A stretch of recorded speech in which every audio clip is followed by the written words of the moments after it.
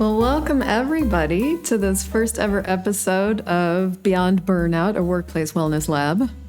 Oh my God. Welcome everyone. So I am Crystal Crawford. I'm one of the co-founders of Workplace Stress Relief. And I am Andres Cardenas, a co-founder of Workplace Stress Relief. My God, we're co-founders. So there's one and two. And we are also in the same office on the same microphone. And this is, our premiere episode. And what stimulated the recording of this was you actually found an article or saw a thing on burnout, and there was a really amazing podcast attached. Do you want to tell us a little bit about it? Absolutely. Our normal day today, just driving Crystal to the gym, and then on the way back, little background, we are organizing for a city in Colombia, Cali, Colombia, the first ever mental health corporate event. So we're really bringing more information about mental health and is in the companies, in the organizations. And today I came across with this fantastic, informative episode about the Prime Minister of New Zealand stepping away from her role and due to burnout. So that kind of caused attention. I started listening, then shared with Crystal, and we came across and listened to it together.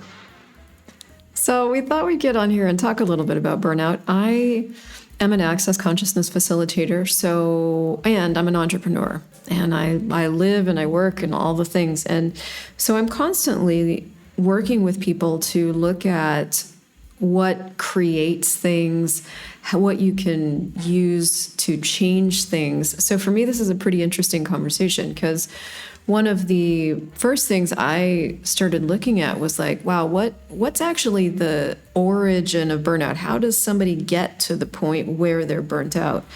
Do you have a take on that yourself? Well, I mean, based on a lot of scientific data and several research, burnout has been with us for a very long time. There are three main symptoms. But if we go back to look at the case of the Prime Minister, Lucinda Ardern, she experienced three major events during her mandate in New Zealand, and she had a terrorist attack, then the pandemic, and finally the climate change. So those three major events took an off of her gas. One of the big acknowledgments she did is she said that a good leader can say when it's okay to be led in a country, and also when it's not okay. She exposed herself saying that she's out of gas, her tank is empty. And that's something that let us know more about burnout is an emptiness, is a lack of something. There are some symptoms, there are some psychological symptoms, there's some physical symptoms.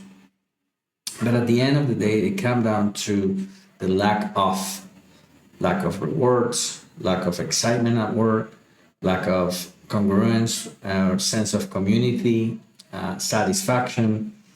So that's more like happening today in organizations all across the globe. I would say that's just happening for people. And interestingly, it's probably not even just happening. It's something that we're creating, but we're not really conscious that we're creating it. When I was listening to them talk about this, what really came into my awareness is this thing that I talk about a lot in classes, which is that when you're not including yourself in the choices that you're making, the person who gets excluded is you. I mean, that's sort of obvious. When you're not including you get excluded. And what I see happening is when we exclude ourselves in our families, in our life, with money, with our job, in an effort to accomplish what it is we think we should, we inevitably suffer. Like, it's just an inevitability that suffering will be the result of that. And so when I was listening to the resignation and just the conversation around burnout, to me, it's really the conversation about like, are you including you in your life? And if you're not, what can you change about that? And that really can apply to everything. I actually have a really cool chick. She works for a big corporation. She's in one of my weekly calls, and she comes in many times with stuff about work. And, this and that and the team and the frustration and, they're not really that interested in what it is that I'm offering, and they just want what they want. It's all kinds of things.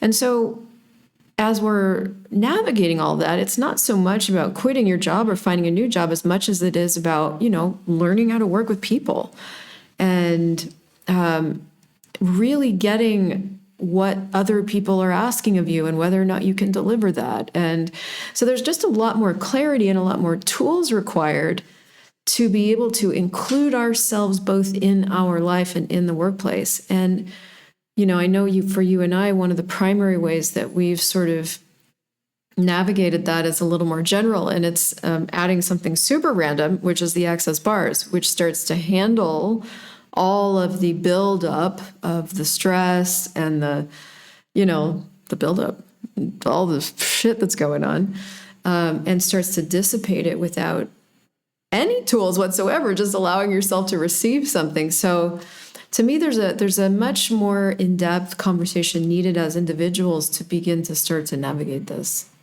And yes, that's a very generative way to look at what's about to occur, what's more like the tomorrow about the burnout. Because one of the basics that is occurring today in this world is many organizations have been driven by shareholders. So in order to please the shareholders, there are many jobs being cut. When the jobs are cut, the responsibilities and whatever activities they were developing, they get handed to someone else that already has a role and already has a load. So this is causing a general overload of work. When an overload is created immediately, and especially for these people that are really devoted and committed to work, and they are going always to look for perfection and overcome perfection at work, this becomes a frustrating fact, because there is no possible way that you, with your capacities, can make happy everyone. The first person you're taking away from this equation is yourself, when you're actually not able to stand that this is not anymore in your capacity. So one of the things that is occurring right there is that not everyone is in position to quit their job.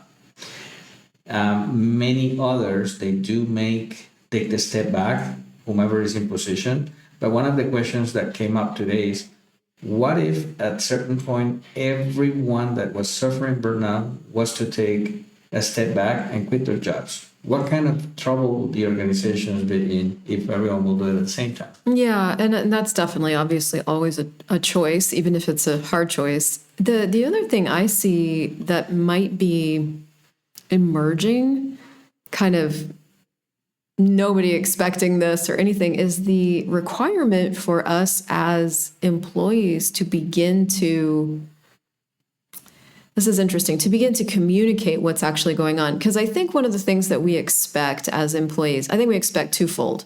We expect ourselves to deliver and do a great job. And in that expectation, we'll probably forget we have a body, forget about ourselves in the attempt to accomplish that. But I think the second kind of unspoken expectation is we expect the company in some way to care about us, right? To take care of us in some way. And companies haven't necessarily built themselves in that way.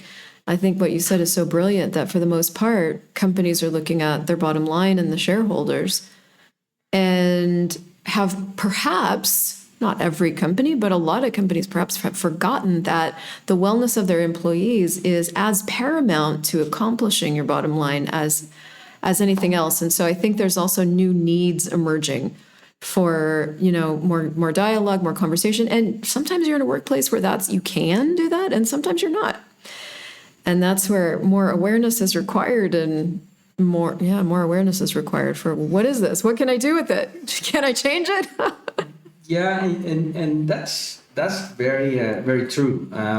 We sometimes, as humans of this planet, we wait until last minute to make any changes. Some sort of, I'm gonna change it once it's crashed, or I really have to. Yeah, like emergency or back against the wall or like, Corner, and then you have to change it, Yeah. otherwise you cannot keep going. Yeah. Once you, I don't know, I'm just putting an example. Once a company loses everyone in a department because they didn't have nothing in place to retain yeah, talent, so then they may be forced to an immediate change. But one of the trends today with global companies is looking at more of a wellness focus on their companies rather than just shareholders. And there is a reason for that. So you said it earlier, companies, when you look at that you need something different from a company, obviously you're not going to wait for the building itself, the corporation itself, to create something that makes you happy. It could start from you. It could start from you getting more engaged into activities that make you part of this planet, that you're getting some reward. If you're not getting that reward at work, that you're part of a community, you're part of something, and you're here to do something for this planet, for this world, for the legacy that you're going to leave to yours, you can start. And you mentioned something earlier, access bars. Access bars for both of us, but for me particularly, was something that completely changed my life. It regenerated myself. I brand new person with brand new projects, with brand new energies. Like, it's a choice that we have, and we are devoted sort of to bring this new awareness to corporations and to organizations here today. yeah. I mean, we have an agenda for sure, and, and workplace stress relief, and for us, access consciousness and specifically the access consciousness bars and the tools have been a real game changer. Before this big body of work, I personally, how do you navigate work-life balance? What does that even mean? For me, it was more about just like doing what I had to do to make my life work financially rather than even looking for any kind of balance. So, I wasn't working in corporations, but I was working all kinds of hours. And so finding a modality that invited me to take a minute, take 30 minutes, take 60 minutes, and actually allow my body to receive something. And then that would empower me and, regenerate me so that I could go forward into what I wanted to create was an absolutely new idea. It was totally life-changing. And it had all these other benefits, emotional benefits, mental, so many. I have such a story there. But when I remember when I met you, I knew I was using bars actively. You had never heard of it and had really no interest. And I find this with a lot of people. They're like, how is this relevant?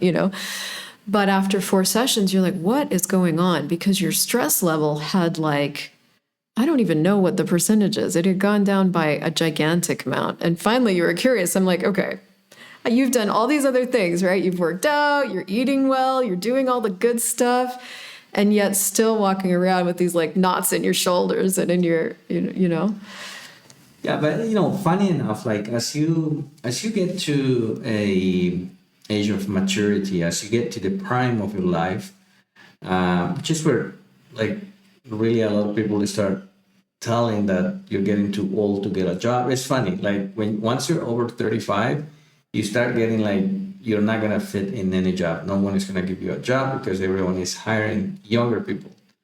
Funny enough that we discovered through access bars and everything and through many conversations, the power of really a person over 40, over 45. That's when, to me and for us, that's when the primacy of your life is when you really have enough tools, powers, experience to really change this planet, do something for a change in this planet. So as we start looking at that, part of being assertive at that time is you may have this expectation that every activity you have to do during your day, it needs to be active. So I'm talking about you have to be in the computer and you have to be certain activities. You have to be doing You have to something. be doing something. Yeah. That's the word. Yeah. Thank you. That's what I was looking for. When you start getting introduced to Access Bar, and then someone tells you, well, now we're going to switch the doing something for being something. And receiving something. And receive, you've never heard of that before. That's the first confusion you get. You're like, how is this relevant? Why is this relevant to burnout? you're asking me to stop my day that I believed I'd been super productive. Have you seen my to-do list? I haven't. I have. Look at my calendar. How am I gonna spend 60 minutes for? But it's the beginning of something totally different. At looking at yourself first, and then it comes with the receiving. It comes from being, and you experience more of this. I'll encourage you to look into Access Bars, and if you have the chance to receive a taster of a session of Access Bars, so then all these words are easier for you to look at this moment and see what happened with your life. See how that changed. So you're encouraged to receive. And when you choose it and when you have a session, whether you're in your workplace or you're at home or you're in someone else's home or studio or whatever, what's really magical about it, and the reason I'm bringing it up and applying it to burnout, is that all of this stuff, this compression, which is really, to me, the seed of burnout, is melted. And what you have access to is your innate capacity for creative living, essentially. It's like the more bars you get, the more access you get to your natural ability for creative living. So much of what I see society choosing, and if you're listening to this and you're dealing with burnout, you know this firsthand, are choices that we think we should make, we have to make, we have to take care of our families in this way, we have to show up for our responsibilities that we've said yes to. All of this have to and should it begins to compress our worlds. And by the time you get to the place where you're calling yourself burnt out, it could have been years of this. For me, it doesn't take very long now, but it used to take me a really long time to recognize that I was doing that to myself because I just thought that was the only way to live. It turns out it's not. There are other possibilities for living well with our body. And when you ignore your body and you don't listen to it, and who the heck talks about that? And you just keep like motoring and powering through your to-do list in your job and in your life, the end result is that you and your body are ignored. And then at some point, that beautiful gift that is your body is like done until it's not. Interesting. It's like a cycle. It's a loop. Yeah. With no end. There is a beginning. You slide into the toboggan, and once you're in, it seems not to be the way out. Funny enough that as a human resources leaders today, there is the sense of example. I've done some research here in Colombia regarding the level of suicides, and the increase from the last 6 months, from the last previous year, it's staggering. The rates of suicide had increased more than the last 5 years in one single year. The age of people committing suicide has now gone to younger people committed suicides more than older people. So there is an evidence, and the government throughout some entities has raised an alarm that there is an immediate change to be applied, but no one knows where to start or like how to do it. And no wonder there's a dynamic these days. As a human resource leader, you could be paying attention right now or techniques or maybe changes that you can implement in your organization.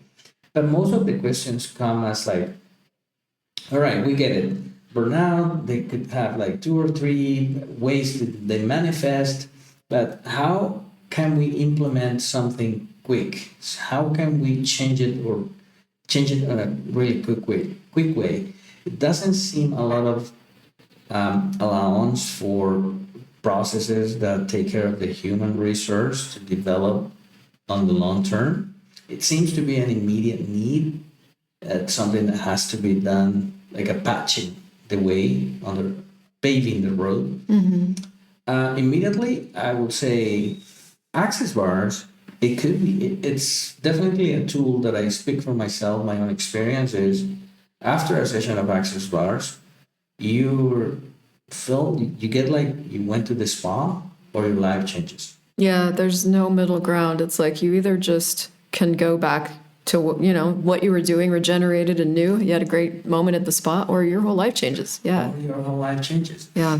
And then some of the conversations with these human leader resources are about that. That's part of the solution. But also there is what else is possible there. Yeah. What's the organization really looking for? Yeah, and we're excited to have these conversations with you guys because we have a lot of really amazing things that we're using ourselves and discovering in organizations are just they function as a quick fix because of how quickly they speak to the energy of what's going on. We have an amazing stress relief workshop that honestly every organization should take their entire staff through. It's just got tools for functioning well. And, I have another podcast called True Mental Health where we really explore all the facets of mental health with my psychologist. She's a doctorate. And so that's something you can check out too. But one of the things we're constantly looking at is what is this thing? What have we diagnosed the problem as? And what is psychology saying is the fix? And what really renders us functional? And so when we're talking about burnout, we're talking about someone who's burnt out has reached the end of their functionality. They've literally used themselves up as in an unsustainable way. And that's the thing that I know there's a different possibility around when we start to care about our employees in a very simple, elegant way with something that provides care for the people that have bodies that are exactly what you said, the human resource of our organizations, that without them, the organization absolutely comes to a grinding halt. So we're excited to continue to have these conversations. As a quick tool, if you're listening to this and you are burnt out, the one question I would start asking myself is, if I were going to start to include me in my life and in the workplace, what would I be aware of and what would I choose? And that's a question. I mean, like if you remove the need that you need to have an answer for that question, it could bring you more. So questions are meant to bring awareness. And so just start asking a different question. Ask it, like put it on a Post-it note, keep asking yourself all day. Don't try to get into your head and figure it out. Just let it bubble up. Because we've forgotten to ask ourselves and we've forgotten to ask our bodies, body, what do you require? And we can begin today creating a different possibility for ourselves and go from there. You feel free to let us know what are your comments about this episode and what are your thoughts about burnout. And we're here. We will be back with more of Burnout. See you soon.